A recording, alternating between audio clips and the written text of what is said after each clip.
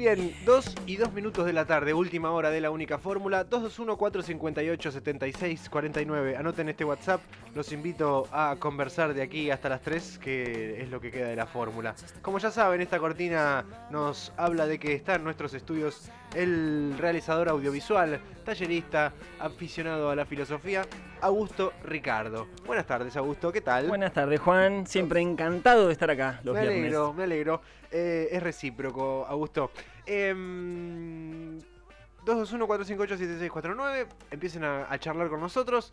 www.radiounicalaplata.com para escucharnos por internet. Radio Única 87.9 es la aplicación móvil. Descárgatela gratis. Por ahora es gratis, en algún momento la cobraremos. Estamos esperando que se estabilice el dólar para fijar un precio. Nada, es gratis y va a seguir siendo así. Y suena muy bien. Escucharnos por la aplicación también si es que te queda más cómodo. Richard, la semana pasada viniste muy angustiado. Sigo así. Viniste movilizado, estabas como ¿qué nos está pasando como planeta? Esta semana seguís así. Sigo así, sí, ya bajé un poco igual el ritmo de ver tanta televisión. En un momento estaba como, ya casi era un morbo ver todo ese circo, toda esa panquequeada, todos esos posicionamientos, todos esos arreglos, digo, pero en un punto ya digo, me estoy regodeando por ahí del sufrimiento de gente, digo, ya bajé un poco. Lo mejor que puedes hacer es apagar la tele. Siempre. Te desintoxicás un rato. Siempre. Y eso va de la mano de leer, por supuesto, mucho. Ajá. Y estuve leyendo un libro. Apagó, que miren, es un poco... sacó Intratables y se puso a leer un libro. Sí.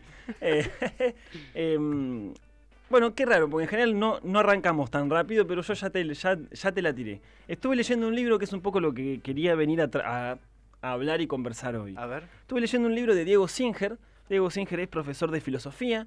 Él, si bien es docente en varios...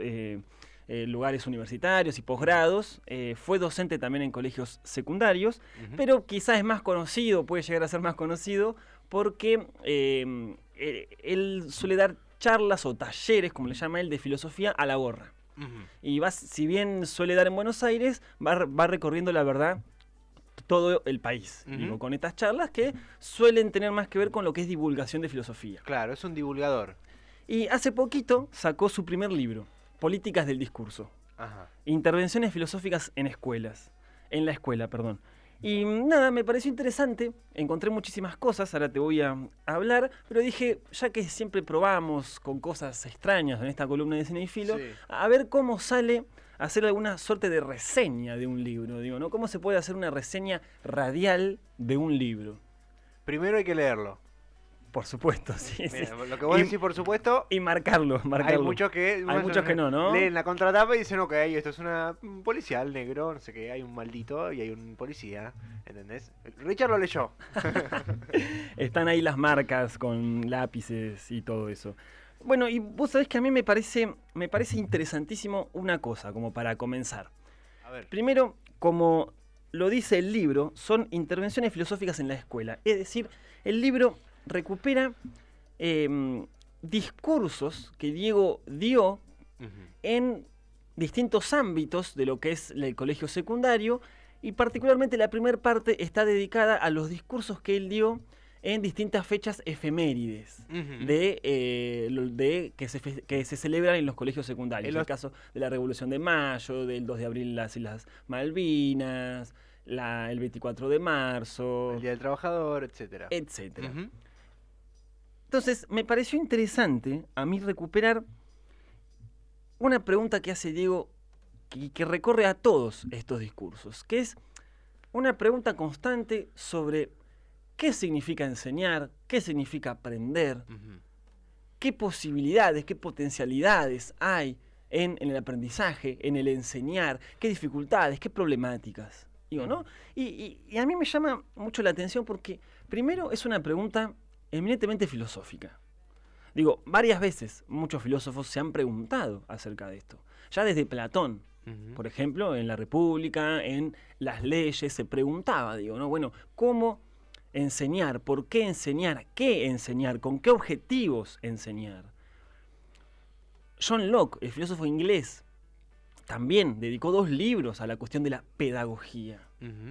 Rousseau, filósofo francés, del inspirador, uno de los inspiradores de la Revolución Francesa, digo, escribió El Emilio, o de la educación, digo, ¿no? pienso en Freire, si bien no es un filósofo, digo, ¿no? Cómo en verdad se ha reflexionado mucho acerca de la pedagogía. ¿Qué enseñar? ¿Por qué enseñar? ¿Cómo enseñar? Y esta inquietud, digo, que es tan vieja como la filosofía, podemos decir, es una inquietud que también está en el cine. ¿No? ¿Cuántas películas hemos visto de todas las dimensiones, de películas más de autor hasta películas más comerciales, que se ocupen de esa dimensión, digo, ¿no? De lo que pasa en un aula, de lo que pasa en una institución, de la relación entre un docente y sus alumnos, ¿no? Entonces, me parecía interesante comenzar por acá, digo, ¿no? Es una pregunta que plantea Diego a lo largo de todo el libro, que tiene que ver con la pedagogía y con la enseñanza. Ahora bien, no es un libro... ¿Cómo decirlo? A ver, mira, no es un libro sobre pedagogía y no es un libro sobre enseñanzas. Es decir, uno no va a encontrar acá ejercicios para hacer, estrategias para plantear situaciones o fórmulas, ¿no? Que aplicar en una clase, en un contexto, digo, nada de eso. Es decir, uno, como en todo buen libro de filosofía, uno no aprende nada. Te vas con más dudas que certezas. Sí, no necesariamente te vas con dudas. Habría que establecer un matiz. Digo, no todo es la certeza absoluta o la duda, digo, ¿no? La problematización de algo, que es algo que uno podría poner esquemáticamente en el medio, que no es ni la certeza ni la duda, pero la problematización de alguna manera es ponerse en movimiento. Me parece a mí, digo. La certeza te inmoviliza siempre, ¿no? Donde vos ya tenés una certeza, donde vos ya tenés una verdad, listo, ya te quedás ahí, te quedás afincado ahí, no te movés más. ¿Para qué moverte? Si ya tenés esa. Y la duda, si es demasiado desesperada, si uno está constantemente dudando, tampoco avanza, tampoco se decide por nada. Entonces, me interesa a mí la idea de problematización, que me parece que es lo que le interesa a Diego también.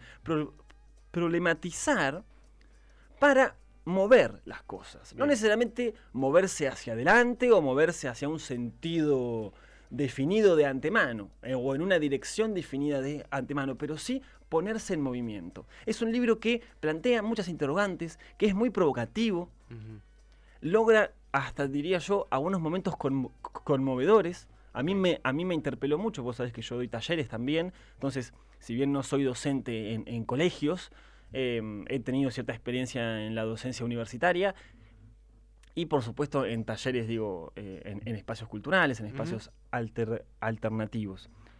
Y a mí me interpeló mucho, me conmovió mucho, también momentos, digo, intensos, pero como siempre, como uno no puede hablar de todo y decir absolutamente de todo, quería recuperar dos cosas que plantea Diego acá y que podemos también intentar hacer un análisis también vinculado a qué experiencia tenemos de algunas películas.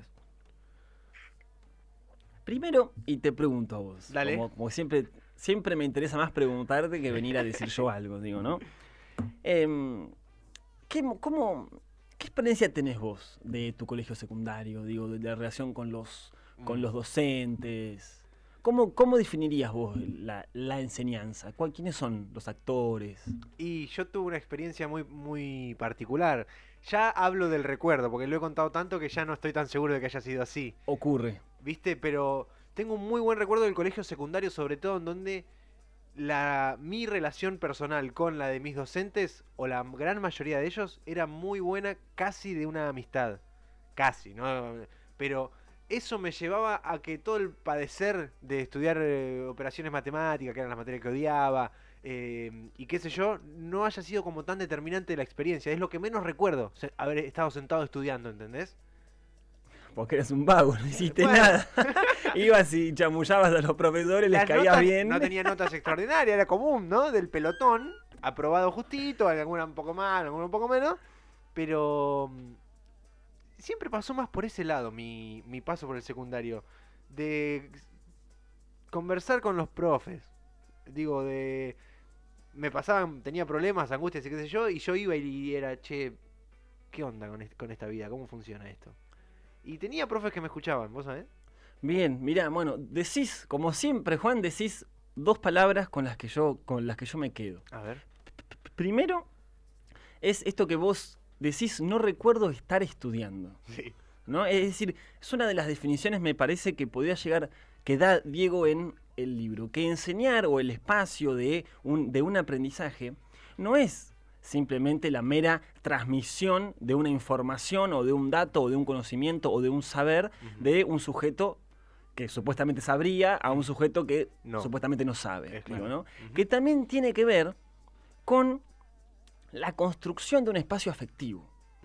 Y esto no hay que entenderlo simplemente como un espacio donde nos vamos a querer o donde va a hacernos un poco amigos, sino de entender que las cosas, que las palabras que pronunciamos, que los discursos que damos, que las posiciones que tomamos, que las actitudes de nuestro cuerpo transmiten información, pero también afectan. Y afectan en distintas dimensiones. Entonces, muchas veces el trabajo docente o el trabajo de los profesores y las profesoras tiene que ver con la construcción de ese espacio afectivo, de ese encuentro de afectos, de afectaciones, de modo de afectarse. Digo, ¿no? Como para empezar a pensar esto, digo, ¿no? Que ya está bastante en crisis, que es la idea de un profesor que viene sabiendo todo y que va a transmitirle esa información a esas superficies vacías, ¿no? Que son los alumnos, digo, ¿no? Entonces, pero me interesa este modo de abordar lo que tiene Diego en relación a los afectos, digo, ¿no? Uno construye un espacio, un encuentro, donde los afectos pueden de alguna manera circular. ¿Sabes qué me hiciste acordar a una peli ya? Que termina mal. A ver, ¿a cuál? La que peor termina de todas las pelis que hablamos hace un rato. La que peor termina. ¿Y cuál es la que peor termina? La de Robin Williams, que no debe haber docente que haya afectado tanto a esa generación, a ese pequeño grupo de chicos. Estoy hablando de La Sociedad de los Poetas Muertos. Quien no la vio, cuando termina la fórmula, le pone play a esa película. Pero claro, y acá me paso por el spoiler, el chico que más impactado quedó con la experiencia de haber tenido a este docente nuevo de poesía, de literatura, termina suicidándose. Quizás, no me animo, pero quizás sea por responsabilidad o por irresponsabilidad del docente en ese caso, ¿no? Sí, justo era lo que te ibas a decir. Bueno, todos vimos La Sociedad de los Poetas Muertos. Yo creo que sí. ¿No? Un colegio, no me voy a acordar ahora bien en qué año está, pero creo que está en principios del siglo XX. Sí. Un colegio aristócrata, digo, con todas las... inglés creo que era, ¿no? Británico, saco y corbata. O sea, todo bien aristócrata, todo bien formal. Digo, ahí se están formando probablemente los líderes de la nación, digo, exacto, ¿no? Exacto. Y los un hijos colegio de los que líderes tiene de la una nación. fuerte impronta religiosa, ¿no? Católica. Y cae Robin Williams, que es el profesor de literatura, con todo ese carisma que tuvo siempre Robin Williams, que tiene métodos que podríamos definir como poco ortodoxos, digo, ¿no? Una de las cosas, una de las escenas más famosas que tiene la película es que él les dice, levántense, o sea, dejen de estar sentados en los asientos y párense arriba de los pupitres de las mesas, digo, ¿no? Algo, digo, que en nuestra educación es, digo, impensado, digo, ¿no? Sí, claro. Nosotros estamos sentados en las sillas, nuestros cuerpos tienen que estar prácticamente inmóviles, excepto que sea educación física o teatro, digo, ¿no? Pero después toda nuestra educación tiene que ver con el cuerpo inmóvil.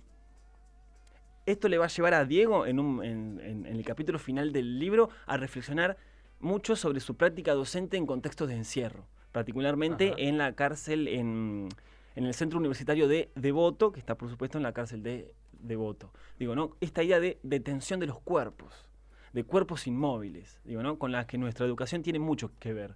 Y en el caso de La Sociedad de los Poetas Muertos, él justamente logra algo que es muy interesante, que es no solo transmitir, digo, una información, un conocimiento que tiene él, sino una figura de docente que también transmite su pasión. Sí. Algo, digo, de lo cual nosotros carecemos bastante. Digo, ¿no? ¿Cuántos maestros apasionados por su disciplina has encontrado? Digo, en toda tu vida como estudiante, ya sean los colegios primarios, secundarios, universitarios. Siempre alguno hay, digo, ¿no? Esto hay que decirlo. Pero es cierto que uno encuentra muchas veces poca pasión. Y eso se debe a muchísimos factores. Sí. Digo, no le vamos a caer a los docentes, digo, No. como una cuestión de ellos, aunque tienen también cierta responsabilidad, digo, cuando hay problemas tan estructurales y tan materiales, digo, si no hay gas en un colegio, por decirte algo, digo, Ujú. difícil transmitir ninguna pasión, digo, ¿no? Claro, claro. Pero, por ejemplo, una de las cosas que menciona Diego es que es quizá lo que podemos vincular con la Sociedad de los Poetas Muertos, es cierta ausencia que él nota en varios docentes de problematización de sus propias disciplinas. Sabemos que la filosofía se caracteriza fundamentalmente por no dejar de problematizarse a sí misma jamás, digo, Claro. ¿no? Entonces, sin caer en que todas las disciplinas tengan que llegar a ese extremo de la filosofía, él se pregunta, o me pregunto yo, ya la verdad que no me acuerdo, digo, los profesores de matemáticas, las profesoras de matemáticas, digo, verdaderamente en algún momento de la clase, estoy poniendo un ejemplo, digo, Sí, ¿no? sí, sí. No le quiero caer solo a ellos. ¿Problematizaron alguna vez algo de lo que se estaban enseñando? ¿O simplemente era copiar la fórmula, entender cómo se hacía y repetir? Repetir hasta que la fórmula te salga.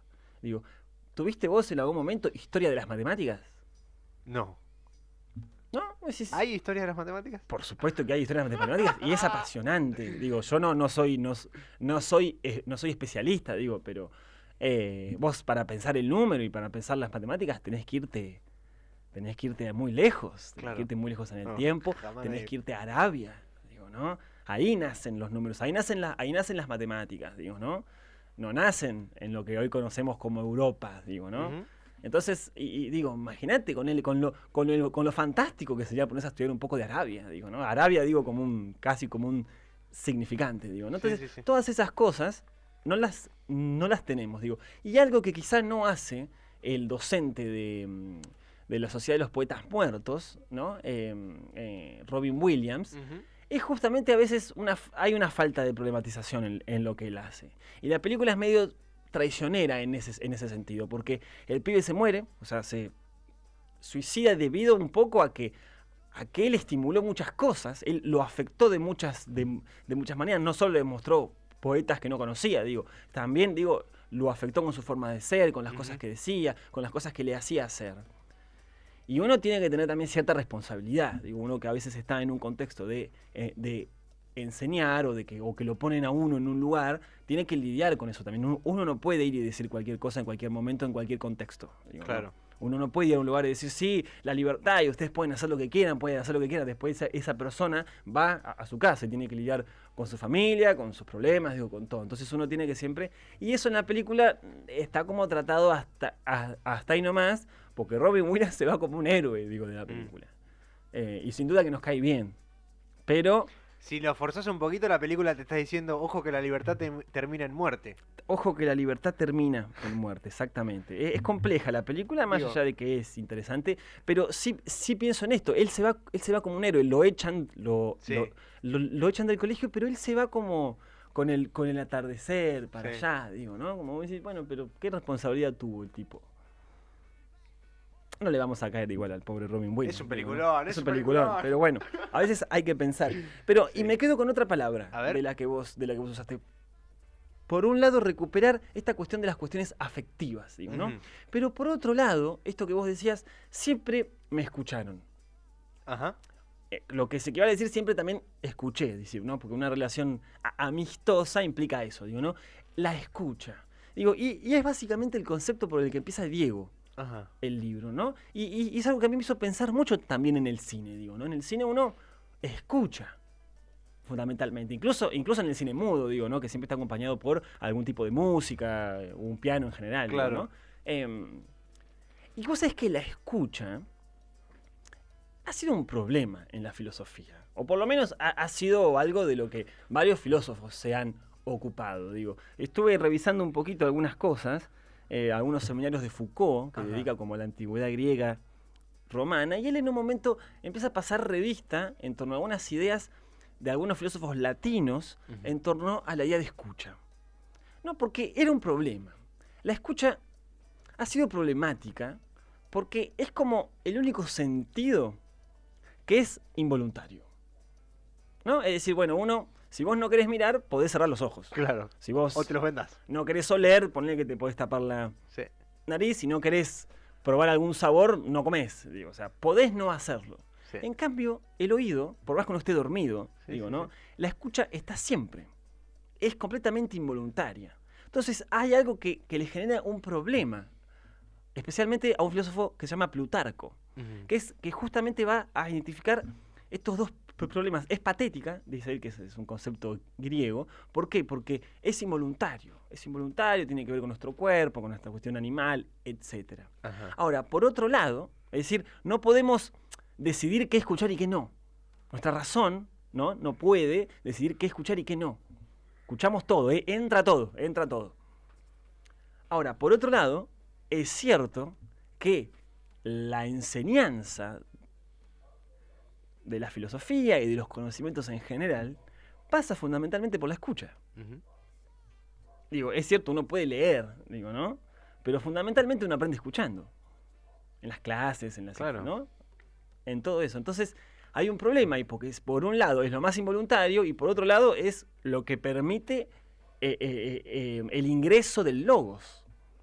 Y justamente una palabra interesante que es la penetración del logos. O sea, la penetración de la razón, la inteligencia, todo. Entonces,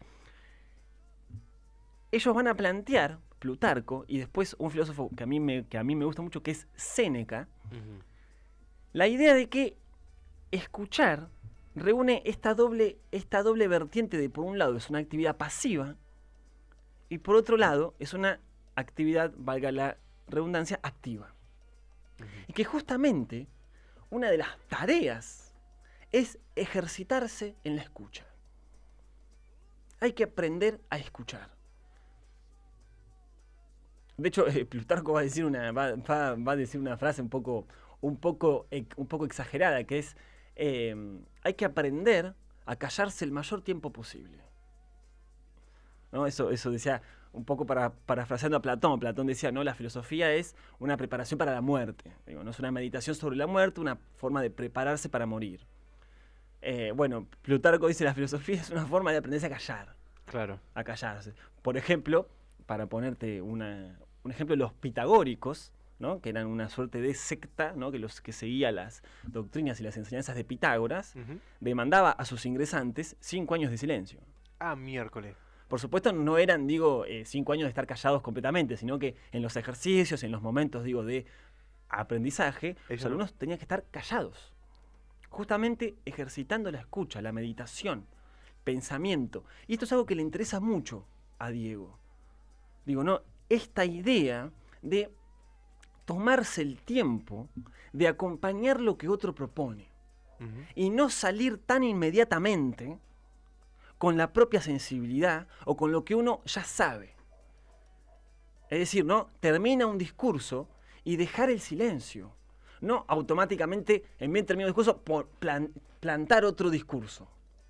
Porque, ¿te acuerdas que el otro día hablábamos con los chicos de Revista Pulsión? Sí. En torno a la crítica de cine, ¿no? Esta idea de que todos hoy somos más o menos productores de imágenes. Ujú. Digo, si yo te reenvío a vos una imagen que me llega por WhatsApp, estoy participando ya en su producción, en su circulación, Claro. ¿no? Es decir, por más que no la haga yo a la imagen, ¿no? Entonces, un poco podemos pensar que todos, en la era del internet y en la era de la hiperinformación, todos tenemos un montón de información. ¿No? Ujú. Unos tendrán más de una cosa, otros más de otra, ¿no? Pero todos tenemos un montón de información. Todos podemos ser, y somos, en la vida cotidiana, en la conversación con un amigo, etcétera, vamos ocupando a veces el rol de profesor, ¿no? Algo que comentamos, algo Sí. que le decimos, algo que enseñamos. Ahora, eso no significa que tengamos que estar ahí enseñando todo el día. ¿No? A veces hay que escuchar. Escuchar, escuchar y escuchar. Es una de las... Me hiciste acordar a otra peli Dale. que también la mencionamos antes de que vengas. La peli que protagoniza Samuel Jackson, él como entrenador de básquetbol en una secundaria de los Estados Unidos, en Richmond, una población tremendamente empobrecida, mayoritariamente conformada por descendientes de afroamericanos, la parte más oprimida de la sociedad norteamericana. Él llega a esa escuela en donde él había sido estudiante, donde había sido campeón de su equipo de básquet y demás, llega como entrenador con todos los diplomas de su trayectoria, acomodar a este grupo de chicos que no eran un grupo de chicos, sino que eran 6, 7 chicos que estaban en el mismo lugar las horas que había que cursar, digamos, como entrenador de básquet. Tremenda cantidad de trajines, porque ya lo que decíamos, el contexto de violencia, desigualdades, entre ellos no había buena onda, empiezan a jugar bien al básquet, el deporte los empieza a constituir como grupo, y de pronto no fracasan. Uno de los objetivos que se pone el entrenador no llega a cumplirse. Samuel Jackson, tremendamente frustrado, su personaje, Coach Carter, tremendamente frustrado, lo lleva a la biblioteca, se sientan todos ahí medio en ronda. Bueno, ¿qué pasa? Díganme qué les pasa, yo hice todo lo que pude. Díganme qué les pasa y vemos qué hacemos. En ese momento el profe es como que cambió su chip, que venía siendo un profe que parecía re autoritario. En la primera clase lo agarró del cogote a uno y lo puso contra la pared en el gimnasio, digamos.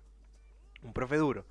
En un momento, claro, en un momento dijo, bueno, ahora los escucho, porque evidentemente fracasamos, él se incluye. Sigamos para adelante, suponete que eso haya sido a mitad de año, ¿no? Pongámosle un calendario como para entender. Ahí apareció la escucha, pero no del alumno, sino del profe al alumno. Exactamente. Bueno, pero hay varios aspectos interesantes de esa película que a mí me gusta mucho porque es sobre básquet y a mí el básquet vos sos, me encanta, claro, es verdad. Se viene el mundial, Ricky. Sí, basquetbolista, siempre. ¿Qué es? Digo, lo primero que hace él, ahí bueno, como entrenador, él ve, digo, claro, que son todos medios plagas, digo, hay que decirlo, tienen 17 años, les gusta tomar cerveza, les gusta hacer lo que hace cualquier persona de 17 años, digo, ¿no? O uno a los 30 lo sigue haciendo, digo, ¿no? Entonces, él dice, los tiene como, agarra toda la pretemporada y les hace hacer ejercicio físico. Nada más, digo, ¿no? No tocan la pelota de básquet. Dios querido. Digo, ¿no? Entonces llega el primer partido, que el primer partido de la liga, y no, en todo lo que habían estado entrenando, no habían tocado la pelota de básquet. Es cierto, me he olvidado eso. Y eso, digo, es una suerte de escucha lo que están haciendo. Bueno, primero escuchen. Hay que ejercitarse, porque a la escucha hay que ejercitarla en estos tiempos, donde nadie escucha a nadie, como dice Fito, digo, ¿no? Acá no se trata de decir, bueno, escucho en el sentido pasivo, tengo que hacer algo. Y escuchar es fundamentalmente, antes que cualquier cosa, no hablar. Digo, ¿no? Entonces, él los entrena, claro. Y ahí tienen una ventaja después sobre el otro equipo. Claro, ellos no tienen jugadas, no tienen nada, pero no se cansan. Claro. Están ahí ya terminando el partido, ellos siguen corriendo como si fueran, digo, como ¿no? si estarían por arrancar, es verdad. Entonces, ese es un primer punto interesantísimo de la película. Segundo punto, y es algo que Diego también recupera a lo largo de todo el libro en varios fragmentos, que en realidad, por lo menos en este contexto contemporáneo, argentino, si bien ocurre también en otros lados, pero vamos a quedarnos en lo que conocemos, la enseñanza no es solo un alumno, o sea, un grupo de alumnos y un profesor. Involucra a los padres, podemos decir, e involucra también a la institución. La institución, por supuesto, tiene que ver no solo con el edificio, con todo, sino con directivos, preceptores, digo, con una imagen pública que la institución construye de sí misma de cara afuera. Nosotros fuimos alumnos de un colegio católico, allá cuando somos de la Ciudad Azul. Pagos. Digo, y sabemos que hay una diferencia a veces entre lo que la institución vende para afuera y lo que la institución es adentro, digo, ¿no? Sabemos eso. Entonces, que es algo que se nota mucho en esta película Coach Carter, digo, ¿no? Que es Juego de Honor, Juego de Honor acá. ¿No? Que el conflicto en realidad no es solo entre profesores y alumnos, no es solo entre el profesor y el contexto en el que viven los alumnos, es también con los padres, no con todos, pero es también con los padres, es también con la institución, ¿no? Una institución, porque el conflicto de la película, ¿cuál es? Que Carter, el profesor, le hace firmar una suerte de contrato a chicos que son menores de 18 años, es decir, no es un contrato legal lo que les hace firmar, que le dice, vamos, ustedes van a seguir entrenando y todo en la medida en que tengan un promedio mínimo, ¿no? En el resto de las asignaturas. Llega un momento en que, claro, él se da cuenta que de ponerle que son 12, bueno, 9 no cumplieron nada. ¿No? Entonces, él lo siente como un fracaso. Entonces, los pone a estudiar, deja de entrenar, dice, listo, no participamos más en la liga, que venían primeros, que venían ganando, digo, ¿no? No participamos más hasta que ustedes se acomoden en las otras materias, consigue el apoyo de otros colegas, docentes, digo, se moviliza, inicia algo, pone algo en movimiento. Después podemos decir si está bien, si está mal, digo, pero lo que me interesa es justamente esto. Un docente que no dice, estos pibes no estudian, son malos. No, bueno, intentar. ¿Y quién se opone fundamentalmente? La institución. Porque, ¿qué dice la institución? ¿Qué dicen los directivos? Les dice, Carter, estos pibes terminan el secundario y no van a seguir estudiando en la universidad. El promedio no les interesa. No nos interesa que saquen buenas notas, nos interesa que salgan campeones. Porque le dan una alegría a la gente, porque lo máximo que pueden aspirar es a un tipo de beca deportiva, ¿no? Anulando completamente la capacidad ya de que ellos aprendan, ¿no? Las otras asignaturas. Y ahí comienza todo un conflicto. A él lo echan del colegio y todo, digo, ¿no? Porque... Y bueno, es muy interesante pensar que la educación tiene que ver con eso también. Y Diego lo muestra muy bien, y por eso se llama políticas del discurso y no discursos, digo, ¿no? Porque estar ahí, estar en el centro de todo esto, implica también una acción política. Es muy claro, por ejemplo, cuando en el discurso sobre el 24 de marzo, digo, ¿no? Que no es del año 2019, sino me lo tenés que googlear vos porque no me voy a acordar, del año en que se instauró ese feriado. 24 de marzo. Que fue, si no me recuerdo, 2009, fue 2011, 2012, por ahí. No me acuerdo. No, entonces, él tiene un conflicto. En un colegio que él nunca lo menciona, por supuesto, no hay nombres propios ni nada, así que quizás una lectura que hice yo y me estoy equivocando. 2003. Pero 2003. ¿Puede ser? Puede ser. Que él dice, uno entiende que el discurso, que el colegio en el que está dando clases Diego es un poquito gorilón y es un poquito católico. Lo intuyo, no lo sé. Entonces, y él dice, una vez, antes uno podía decir, nosotros no queremos politizar, nosotros somos neutrales, ¿no? Entonces, él dice, ojo, una vez que ya se instauró, que hay una política que dice que hay que instaurar una fecha para recordar algo y problematizarlo, que ahora vamos a hablar un poquito de eso. Perdón, 2006. 2006, me parece. Ahí fue el feriado nacional, sí. A partir de eso, ya no se puede ser neutral. Digo, porque si hay... ya se conmemoró, si se debatió, ¿no? Si a nivel nacional ya se instaura esa fecha, claro, algo hay que hacer. No hacer nada no es ser neutral. Por supuesto que siempre hay políticas de turno que llevan más para un lado. No hacer nada es negar un poco, ¿no? Exactamente. Y es algo muy interesante lo que plantea él en relación a la importancia de estos actos que uno hacía en el colegio, digo, ¿no? Por la Revolución de Mayo, ¿no? Por esta idea de la historia en la educación. Digo, porque vos sabés que nuestra educación surge justamente con la idea o con el objetivo de lograr una identidad nacional. Digo, ¿no? Eso lo hemos estudiado en el colegio, por allá la famosa generación del 1880, digo, ¿no? Que instaura la educación pública, gratuita, laica, ¿no? Para este colectivo de inmigrantes que llegaba de alguna manera a forjarles una suerte de identidad y homologarlos un poco, darles una serie de próceres, claro, dar una historia común. Un escudo. Exactamente, símbolos, banderas, digo, no el juramento a la bandera, es decir, la institución educativa tiene mucho que ver con la construcción de una identidad nacional. Y él se va a preguntar entonces, Diego, y yo sé que este es un tema que a vos te gusta mucho, digo, ¿qué significa conmemorar algunas fechas célebres? Conmemorar la Revolución de Mayo, conmemorar la idea de independencia, conmemorar el Día de la Bandera, etcétera. Que es un poco algo que hemos hablado en relación a un momento que vos haces acá en el programa de radio, que tiene que ver con el momento efeméride. Digo, ¿no? Que no se trata simplemente de recordar. No se trata simplemente de decir, mira, bueno, esto pasó en tal momento, hubo tal cosa, pasó tal cosa, qué bien, qué bueno, ¿no? Es decir, repetir. No se trata de volver a decir lo que pasó. Lo que se busca en esta problematización es justamente actualizar lo que pasó. Volver a preguntarnos, ¿por qué festejamos la Revolución de Mayo? ¿Por qué? ¿Qué pasó ahí que hace que nosotros hoy la sigamos celebrando? Y la sigamos pensando como un momento que inició algo de esto que somos. Lo mismo con la idea, con el Día de la Independencia. Lo mismo con el 24 de marzo, lo mismo con el Día del Trabajador. ¿Por qué celebramos eso?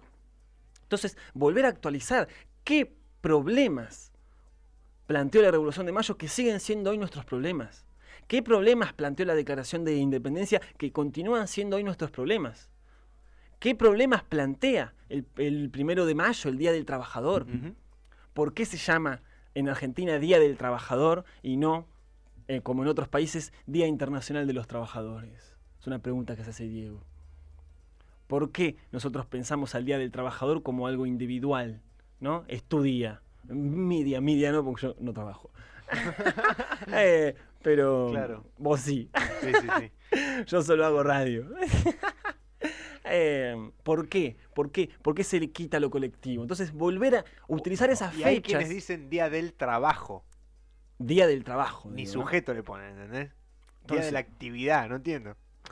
Entonces, no se trata nunca de recordar simplemente o de repetir. Se trata de ocasiones para volver a repensar, para volver a problematizar, porque uno de los problemas que enfrenta Diego a lo largo de todo el libro es justamente cómo lograr, una pregunta que se hace que es buenísima, ¿por qué muchos de los alumnos no quieren ser docentes?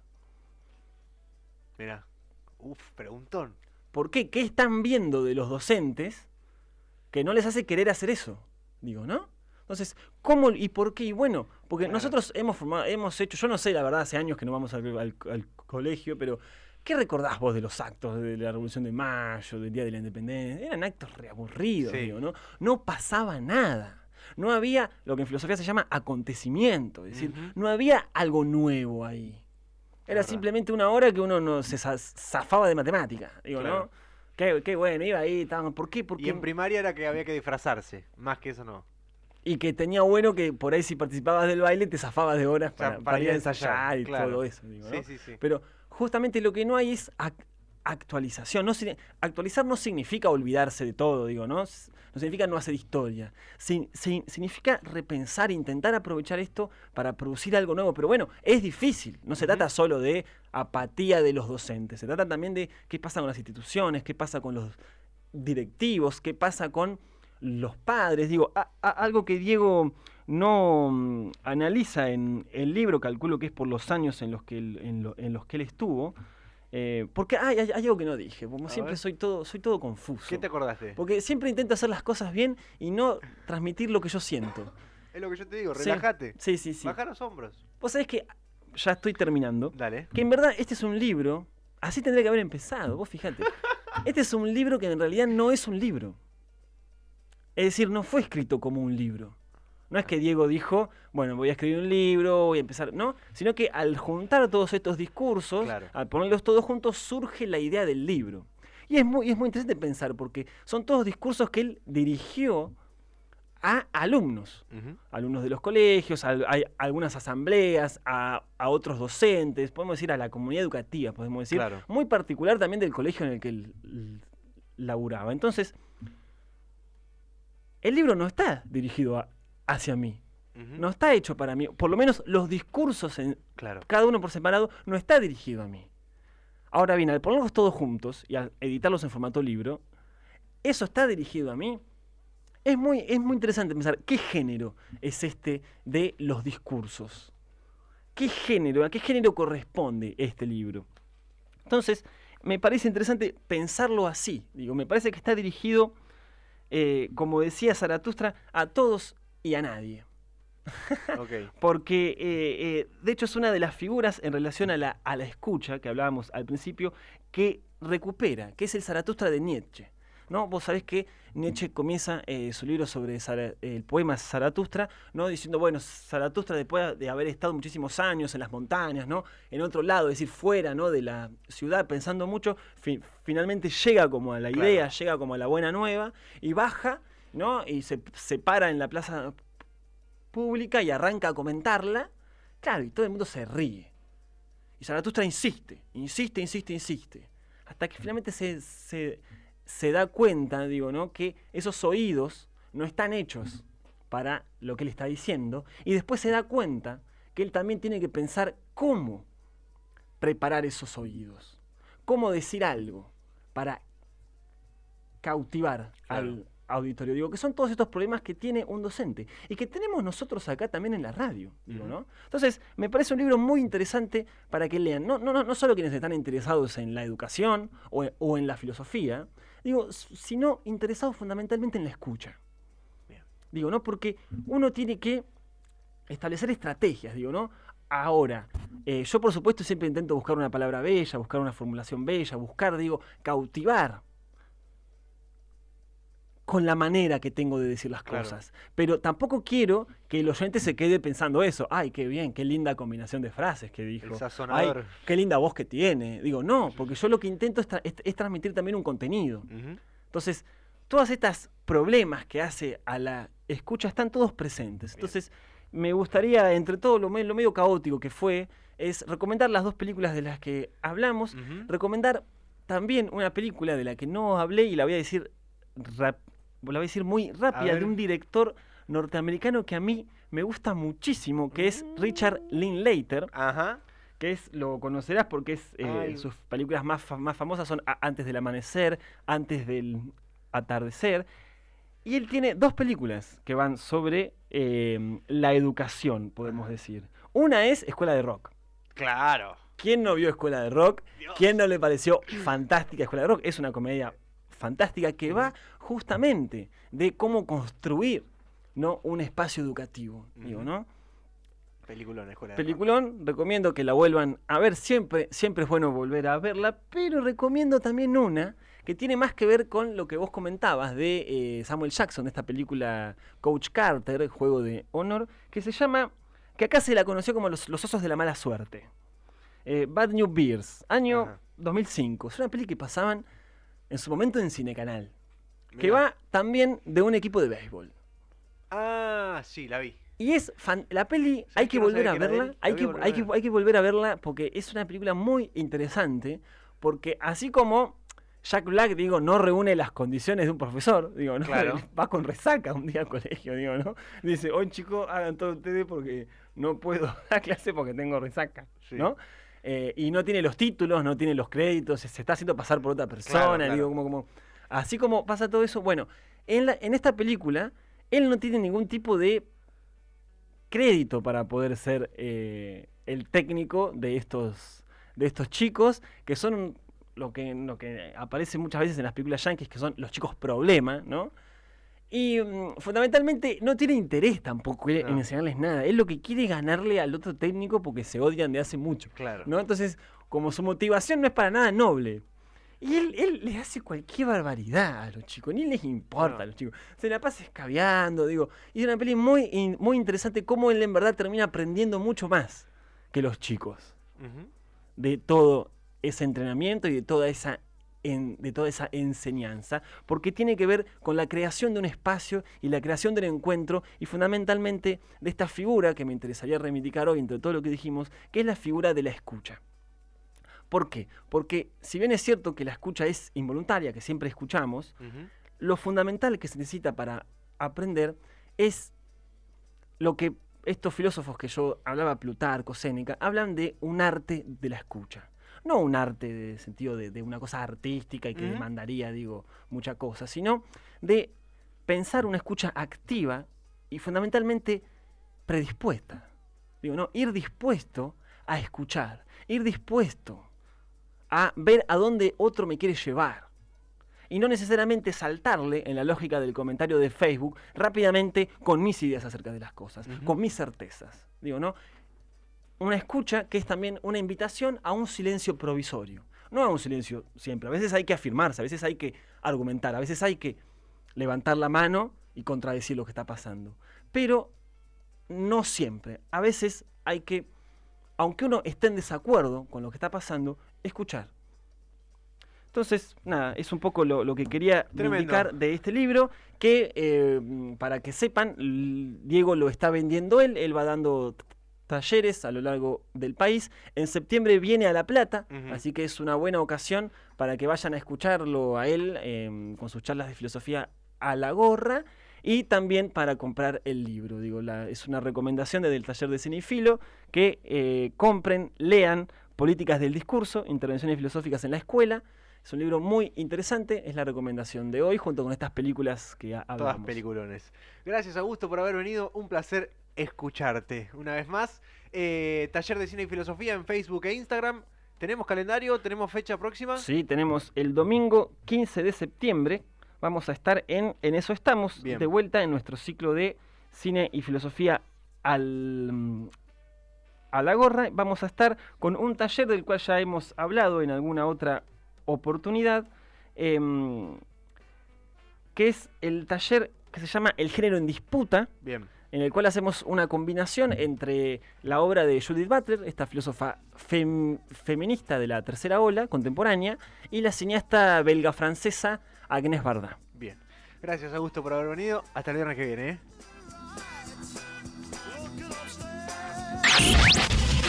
Radio Única 2019, a 2019, a 2019, a 2019, a 2019, a 2019.